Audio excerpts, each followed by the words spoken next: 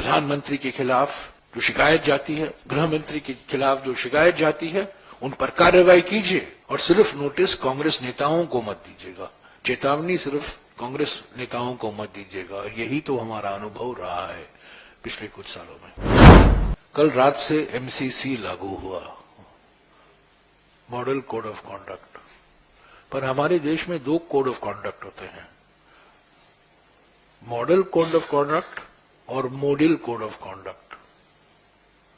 ये model code of conduct के खिलाफ क्या कोई कार्रवाई होगी? क्या प्रधानमंत्री की भाषा पर रोक लगाई जाएगी? जब झूठे इल्जाम, मुख्य चुनाव आयोग ने तो कल लंबा प्रवचन दिया कि हेट स्पीच नहीं होना चाहिए, फर्जी न्यूज का प्रचार नहीं होना चाहिए। क्या ये गृह मंत्री पर लागू होगा? क्या यह प्रधानमंत्री पर भी लागू होगा या सिर्फ कांग्रेस के नेताओं पर लागू होगा? क्या नोटिस कभी गृह मंत्री को दिया जाएगा? क्या नोटिस कभी प्रधानमंत्री को दिया जाएगा? जब वो झूठ बोलते हैं तो रोज नोटिस देना पड़ेगा उनको।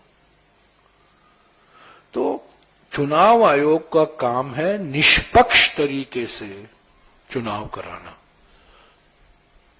एक संवैधानिक संस्था है और मैं फिर से कहूंगा, 10 महीने से ये संवैधानिक संस्था जो अपने आप को निष्पक्ष कहती है, उन्होंने विपक्ष पार्टियों से मिलने से इनकार किया है। मई के महीने से इंडिया गठबंधन के नेता उनसे समय मांग रहे हैं वीवीपैट मुद्दे को लेकर। हम चाहते थे कि 100% वीवीपैट का इस्तेमाल हो चुनाव में, ईवीएम तो होगा पर साथ साथ पेपर ट्रेल होना जरूरी है, ताकि मतदाता को विश्वास हो कि जो वो वोट कर रहे हैं, वो चुन रहे हैं, वो सही तरीके से रजिस्टर हो रहा है। पर हमसे मिलिए, जो हम दस्तावेज पेश करेंगे उस पर आप बैठ जाइए, कुछ कार्रवाई मत कीजिए। वो आप अधिकार है, क्योंकि आप तो चुनाव चलाने वाले हैं, संविधान आपको अधिकार देता है। पर लोकतंत्र में अगर विपक्ष की पार्टियों को की सुनवाई ही नहीं होती तो ये कैसी निष्पक्ष संस्था है? तो मैं फिर से कहूंगा, संवैधानिक संस्था, निष्पक्ष संस्था सही तरीके से अपनी निष्पक्षता को दिखाएं।